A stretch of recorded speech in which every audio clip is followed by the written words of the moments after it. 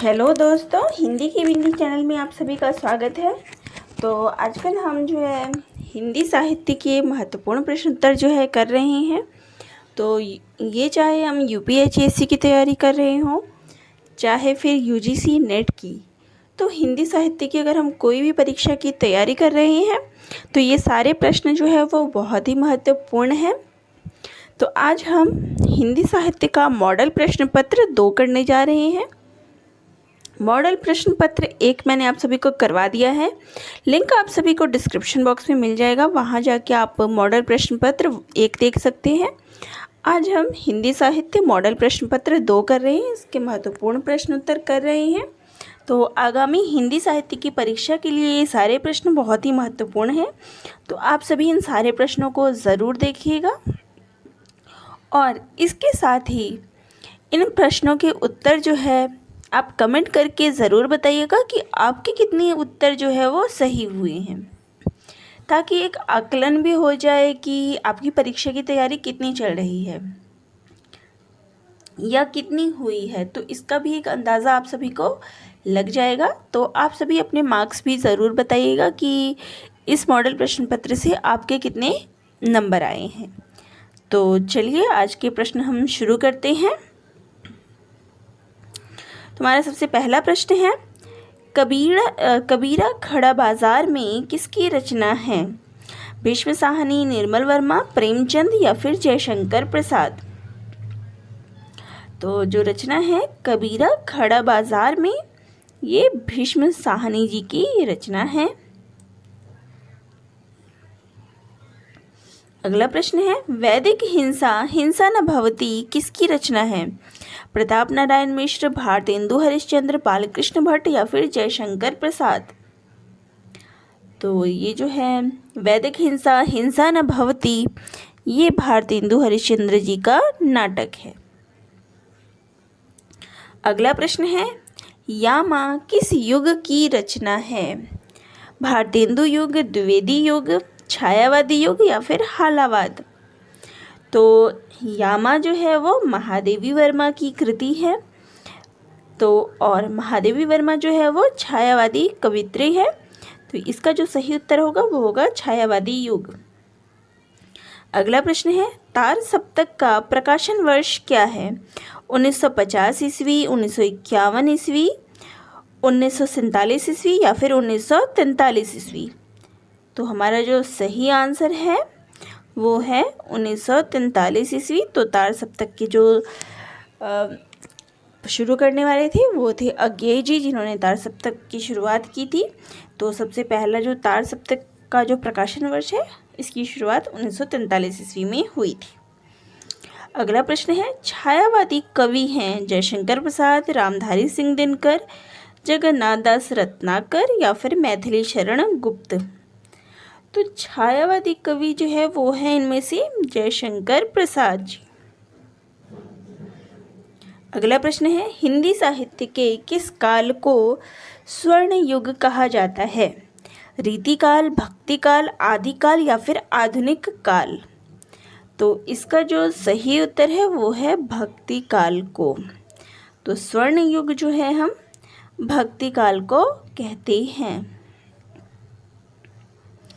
हमारा अगला प्रश्न है, निम्न में से महावीर प्रसाद द्विवेदी जी ने कौन सा कार्य किया? साहित्य इतिहास लेखन कार्य, कवि वचन सुधा का संपादन, ब्रज भाषा का प्रयोग या फिर भाषा का मार्जन? तो कई बार प्रश्न जो है वो इस प्रकार से भी पूछ लेते हैं। तो इसका जो सही उत्तर है तो भाषा का परिमार्जन, ये महावीर प्रसाद द्विवेदी जी के द्वारा किया गया कार्य है। अगला प्रश्न है, छायावाद युग की समय सीमा है 1900 से 1918 ईस्वी, 1918 से 1936 ईस्वी, 1938 से अब तक, 1968 से 1900 तक? तो इसका जो सही उत्तर है वो है 1918 से 1938 ईस्वी तक। अगला प्रश्न है, हिंदी की प्रथम एकांकी कौन सी है? पृथ्वीराज की आंखें, एक घूंट, अंधेर नगरी या फिर भारत दुर्दशा? तो इसका जो सही उत्तर होगा वो है हिंदी के जो प्रथम एकांकी है वो है एक घूंट। जयशंकर प्रसाद की ये रचना है और इसको हम प्रथम एकांकी जो है वो मानते हैं। जयशंकर प्रसाद जी की रचना है, इसको प्रथम एकांकी माना जाता है। हमारा अगला प्रश्न है, हिंदी का प्रथम मौलिक उपन्यास कौन सा है? चंद्रकांता, नूतन ब्रह्मचारी, परीक्षा गुरु या फिर तितली? तो इसका जो सही उत्तर होगा, पहला मौलिक उपन्यास जो है वो परीक्षा गुरु को माना जाता है, जिसके लेखक जो है वो है लाला श्रीनिवास दास की ये रचना है।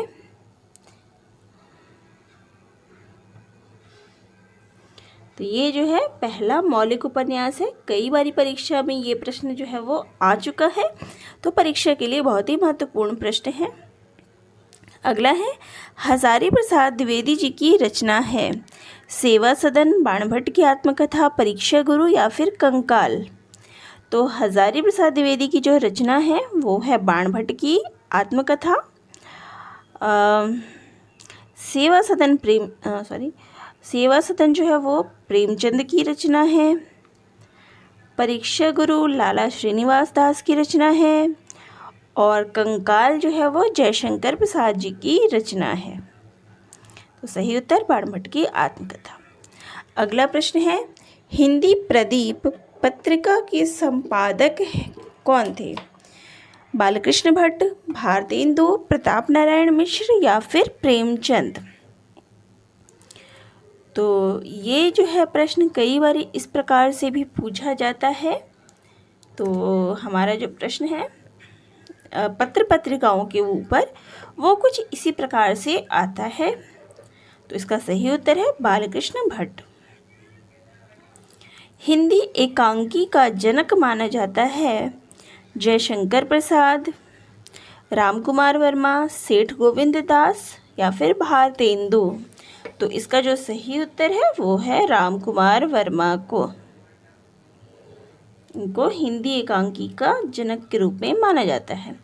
अगला है, अष्टयाम के रचयिता कौन है? तुलसीदास, सूरदास, नाभादास या फिर कबीरदास? तो इसका जो सही उत्तर होगा वो होगा नाभादास।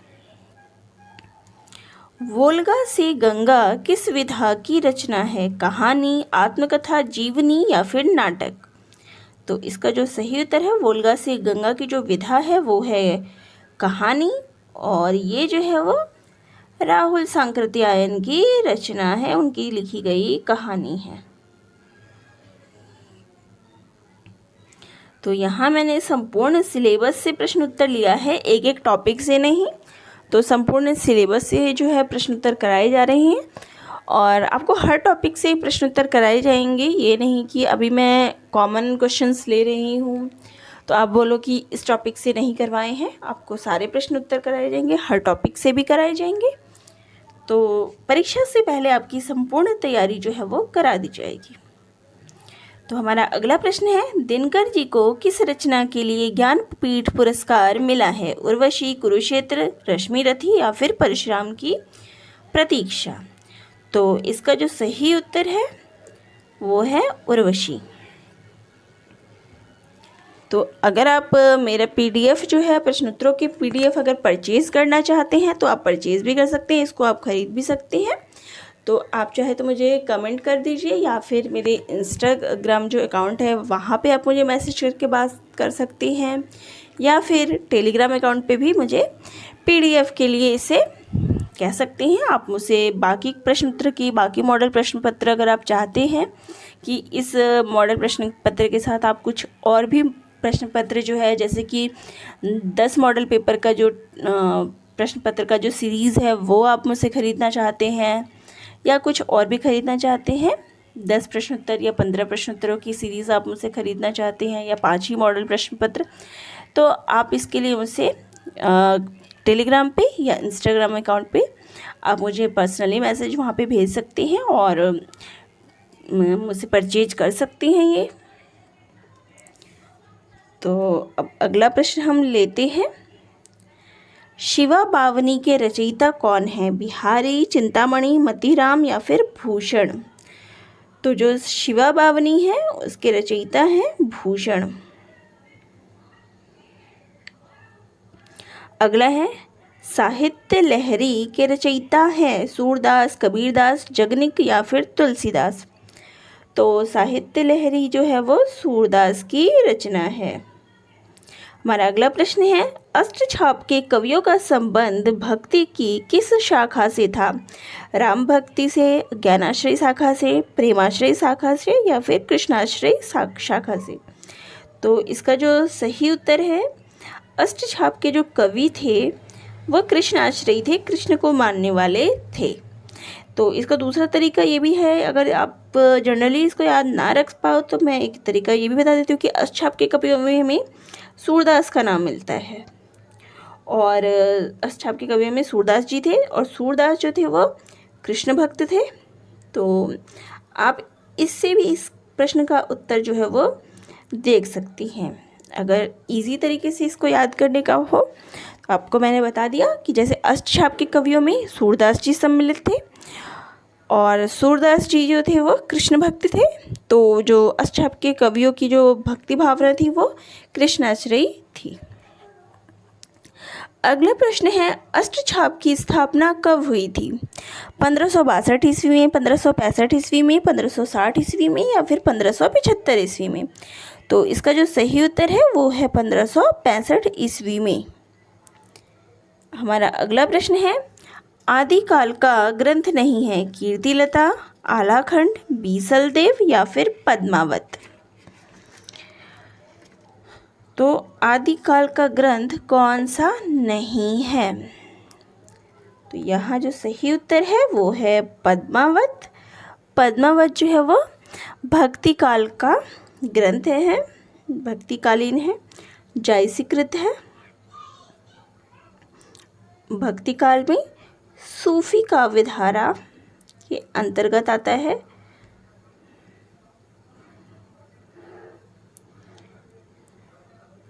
और जायसीकृत है, ये तो आप सभी को पता ही है।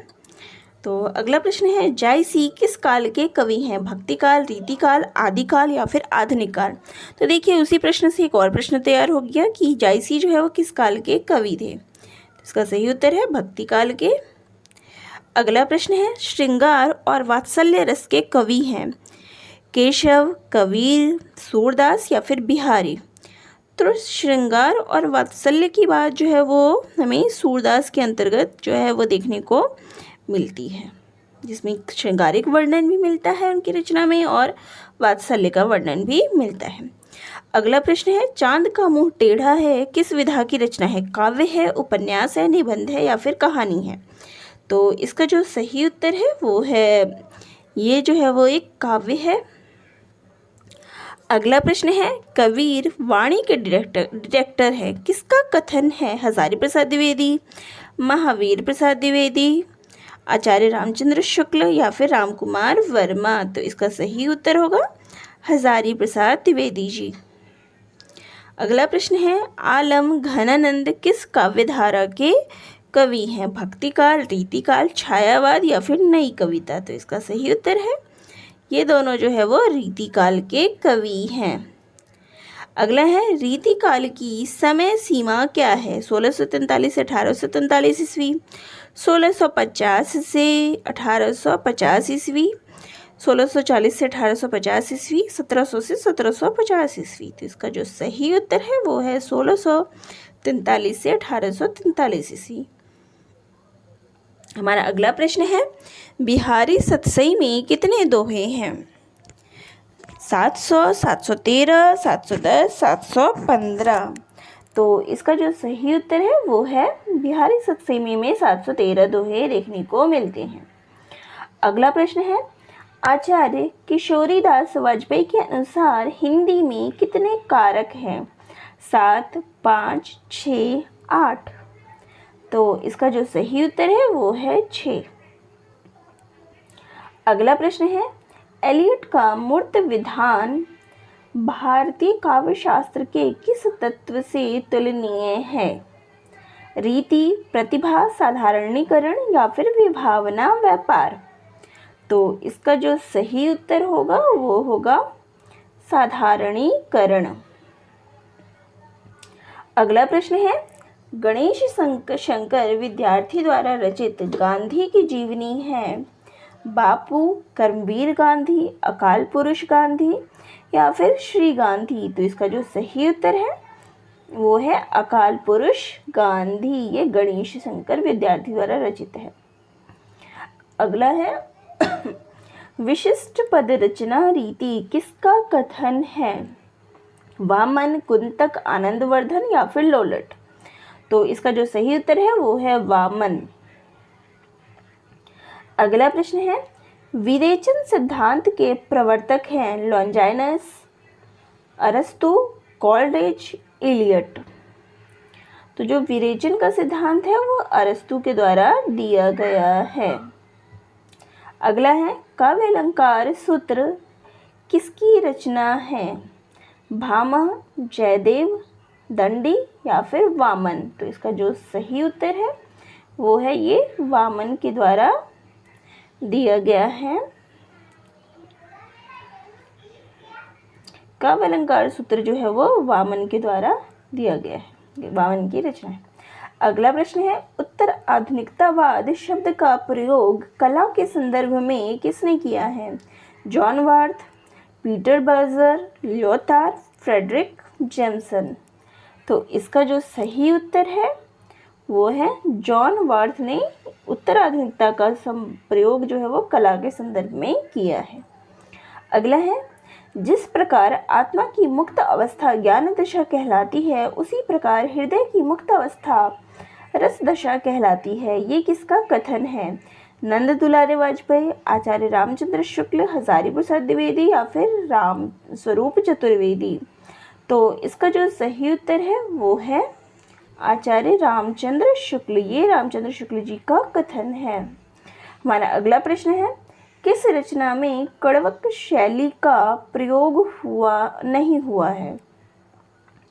तो इनमें से किस रचना में कड़वक शैली का प्रयोग नहीं हुआ है? जम्बू सामीचर्यु, पौमचर्यु, पाहुड़ दोहा या फिर महापुराण? तो इसका जो सही उत्तर होगा कड़वक शैली का प्रयोग नहीं हुआ है पाहुड़ दोहा में। बाकी जो है जम्बू सामीचर्यु, पौमचर्यु और महापुराण इनमें कड़वक शैली का प्रयोग हुआ है। हमारा अगला प्रश्न है चौपाई के साथ दोहा रखने को क्या कहते हैं? कड़वक शैली, छंद, अलंकार या फिर रस? जब हम दोहा के साथ चौपाई भी रखते हैं तो उसको कहते हैं कड़वक शैली। तो यहाँ मैंने आपको कड़वक शैली का उदाहरण भी दे दिया है, समझा दिया, इसका जो परिभाषा है वो भी बता दिया है कि जब दोहा चौपाई के साथ दोहा रखा जाता है तो उसको कहेंगे कड़वक शैली। अगला प्रश्न है सांकेतिक अर्थ रखने के कारण बानियों की भाषा को संधा भाषा कहा गया? सिद्ध, नाथ, सूफी या फिर जैन? तो जो इसका सही उत्तर है किसकी भाषा को जो है वो संधा भाषा कहा गया है? एक कारण बानियों की भाषा को संधा भाषा कहते हैं। यहाँ ये जो प्रश्न बनता है कि किसकी भाषा को कहा गया है? किसकी भाषा को जो है भाषा को संधा भाषा कहा गया? ये जो है मुख्य प्रश्न है जो यहाँ पूछा गया है। तो इसका जो सही उत्तर है सिद्धों की भाषा को जो है वो संधा भाषा कहा गया है। हमारा अगला प्रश्न है हिंदी साहित्य का आलोचनात्मक इतिहास इस पुस्तक के लेखक कौन है? आचार्य रामचंद्र शुक्ल, हजारी प्रसाद द्विवेदी, रामकुमार वर्मा, डॉक्टर नागेंद्र? तो हिंदी साहित्य का आलोचनात्मक पुस्तक जो है ये रामकुमार वर्मा की कृति है। अगला प्रश्न है कड़वक शैली की प्रथम रचना कौन सी है? पौमचर्यु, पाहुड़ दोहा, महापुराण या फिर परमाल रासो? तो इसका जो सही उत्तर है वो है पौमचर्यु जो है वो कड़वक शैली की प्रथम रचना है। अगला प्रश्न है तुम्हारा अगला प्रश्न है अमावस के घरी झिलमिल चंदा, पूनम के घरी सूर, नाद के घरी ब्याद गरजे, बाजे अनहद तूर। तो यहाँ नाद अनहद नाद को व्यक्त करने वाले संत कौन हैं? तो अनहद नाद की जिसने चर्चा की है वो कौन है? जायसी, गोरखनाथ, जालंधर नाथ या फिर सरहप्पा? तो अनहद नाद को जो व्यक्त करने वाले थे वो थे गोरखनाथ जी। तो यहाँ आप देखिए कि जो गोरखनाथ की हमें बानी, गोरख बानी जो हमने पढ़ी है उस पर किस प्रकार से प्रश्न बन सकता है। तो गोरखनाथ के पदों की मैंने व्याख्या आप सभी को करवाई है। तो यहाँ पे आप उसके प्रश्न भी देख सकते हैं कि यहाँ पे हमें एक लाइन पूछ दी है, एक लाइन लिख दी है और यहाँ पे लिख दिया है कि अनहद नाद को व्यक्त किसने किया है। तो इस तरीके से आप पंक्ति को देखें कि किसने क्या चीज़ व्यक्त की है। तो इसका उत्तर हो गया। हमारा अगला प्रश्न आता है, पृथ्वीराज रासों में कितने समय सर्ग हैं? 45, 51, 59 या फिर 69? तो इसका जो सही उत्तर है वो है 69 सर्ग।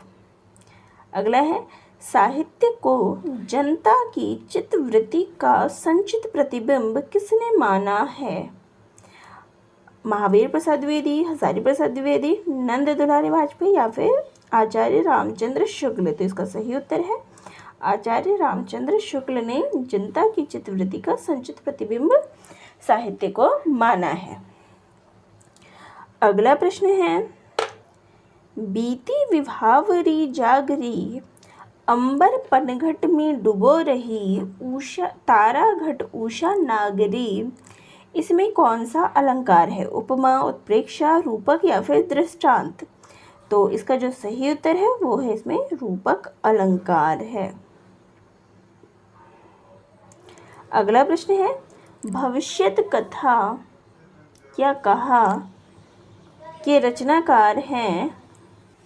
तो यहाँ है भविष्यत कथा या कहा के रचनाकार हैं जगनिक, सोमप्रभु सूरी, विद्यासागर, धनपाल। तो हमारा यहाँ पे जो उत्तर आएगा वो है धनपाल। तो इसको याद करने के लिए भविष्य, तो भविष्य में क्या आएगा हमारे पास? धन। तो हम इसे लिख सकते हैं, अंदाजा लगा सकते हैं कि भविष्य यानी धन, भविष्य के लिए धन इकट्ठा करना, भविष्य निधि, ऐसे कुछ भी याद कर सकते हैं इसको। तो चलिए अगला प्रश्न आता है, सखी संप्रदाय का प्रवर्तन किसने किया? स्वामी हरिदास, हित हरिवंश, श्री भट्ट या फिर इनमें से कोई नहीं? तो हमारा जो सही उत्तर है, सखी संप्रदाय जो है वो स्वामी हरिदास के द्वारा शुरू किया गया है, प्रवर्तन किया गया है। अगला प्रश्न है, बिहारी रीति काल की किस श्रेणी में आते हैं? रीति मुक्त, रीतिबद्ध, रीति सिद्ध या फिर इनमें से कोई नहीं? तो जो बिहारी हैं वो रीतिबद्ध कवि हैं। तो बिहारी जो है वो एकमात्र ऐसे कवि हैं जो रीतिबद्ध कवि हैं। अगला है, देव माने जाते हैं रसवादी, अलंकारवादी, रीतिवादी या फिर वक्रोक्तिवादी? तो इसका जो सही उत्तर है, देव जो है वो रसवादी आचार्य है। अगला प्रश्न है, निम्न में से विट्ठल दास के शिष्य थे कृष्णदास, नंददास, कुंभनदास या फिर परमानंद दास? तो इसका जो सही उत्तर है वो है नंददास, जो विट्ठल दास के शिष्य थे। और बाकी जो कृष्णदास, कुंभनदास, परमानंद दास है ये वल्लभाचार्य के शिष्य थे।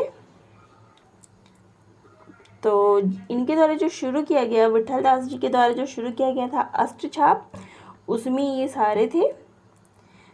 तो विट्ठल दास जो थे वो उनके शिष्य थे, नंददास, बाकी जो तीनों हैं वो वल्लभाचार्य के शिष्य थे। अगला प्रश्न है, अनुराग बांसुरी के रचयिता है मुल्ला दाऊद, कासिम साहब, शेख रहीम, नूर मोहम्मद? तो इसका जो सही आंसर है वो है अनुराग बांसुरी जो है वो नूर मोहम्मद की रचना है।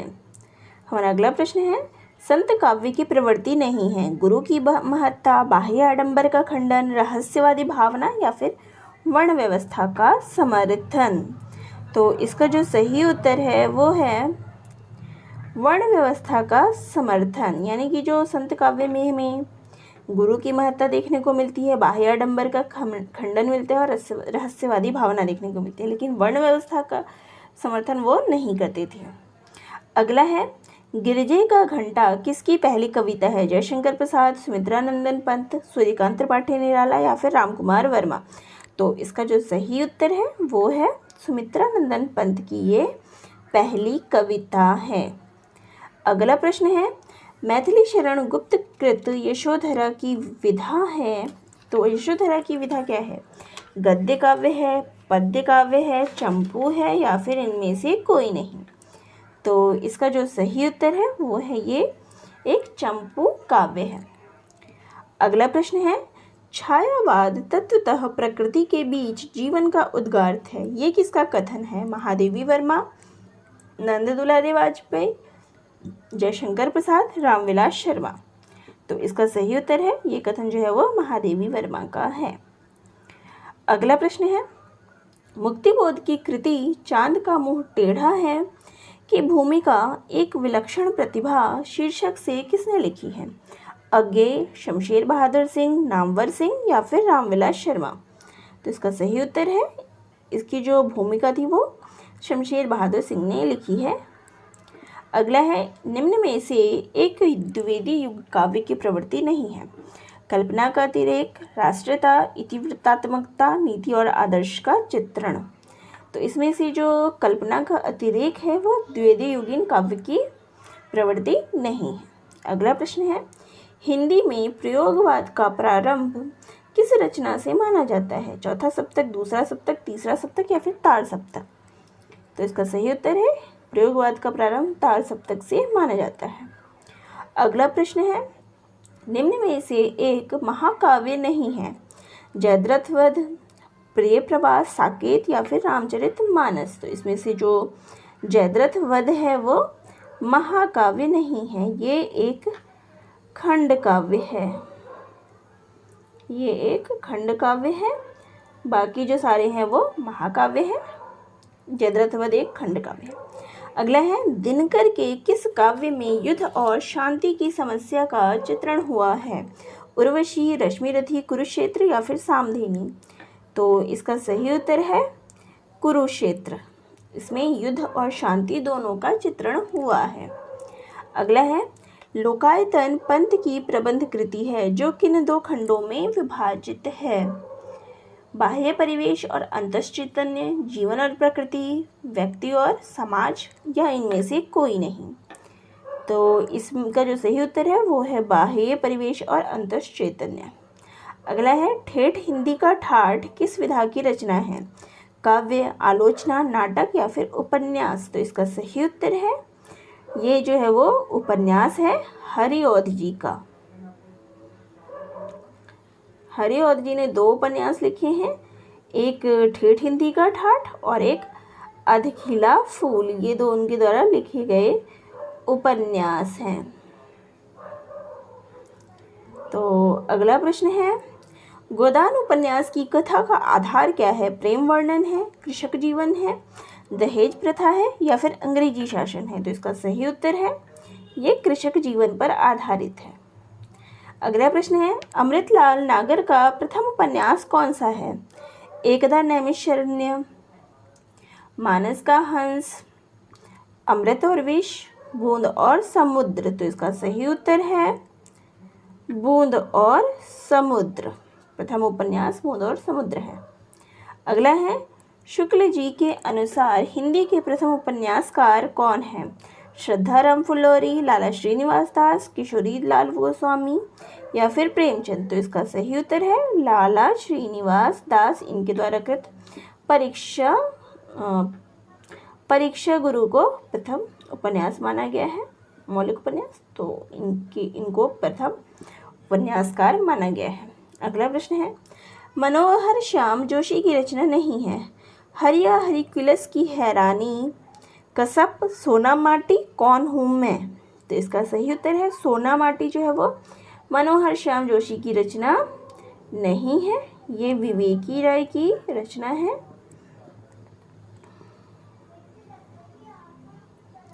अगला है, किस उपन्यास में पूर्वी पाकिस्तान से विस्थापित शरणार्थियों की दारुण स्थिति का चित्रण है? मैला आंचल, दीर्घ तपा, पलटू बाबू रोड, जुलूस? तो इसका सही उत्तर है जुलूस।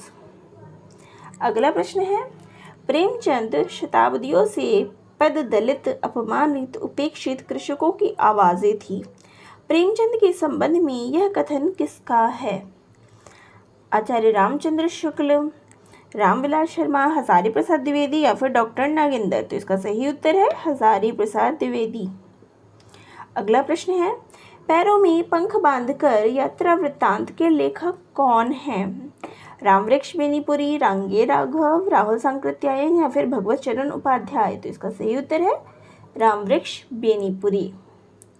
अगला प्रश्न है, जुलूस रुका है रिपोर्ताज के लेखक कौन है? प्रकाश चंद्र गुप्त, विवेकी राय, धर्मवीर भारती या फिर अमृत राय। तो इसका सही उत्तर है विवेकी राय। तो दोस्तों ये थे आज के हमारे 70 प्रश्न, जो कि UPSC की जो परीक्षा है उसमें 70 प्रश्न आएंगे। तो उसी हिसाब से मैंने आपको 70 प्रश्नों का संकलन जो है आज करके दिया था। तो आज के प्रश्न आपको कैसे लगे कमेंट बॉक्स में ज़रूर कमेंट करके बताइएगा। चैनल पे नए हैं तो चैनल को ज़रूर सब्सक्राइब करिएगा। और अगर आप ऐसे ही इसी ही प्रकार से और भी प्रश्न पत्रों का मॉडल प्रश्न पत्र अगर आप चाहते हैं तो आप परचेज़ भी कर सकते हैं। चाहे तो आप मुझसे टेलीग्राम पे मैसेज कर दीजिए या फिर इंस्टा पे मैसेज करके आप मुझसे ले सकते हैं, या फिर इस पे भी मैं यूट्यूब पे भी वीडियो जो है वो अपलोड करती रहूँगी। तो आपको ये कैसे लगे प्रश्न ज़रूर बताइएगा। तो चैनल पे नए हैं तो चैनल को ज़रूर सब्सक्राइब करिएगा। तो दोस्तों आप सभी का बहुत बहुत धन्यवाद। इसी प्रकार से अपना प्यार और सपोर्ट जो है वो चैनल को बनाए।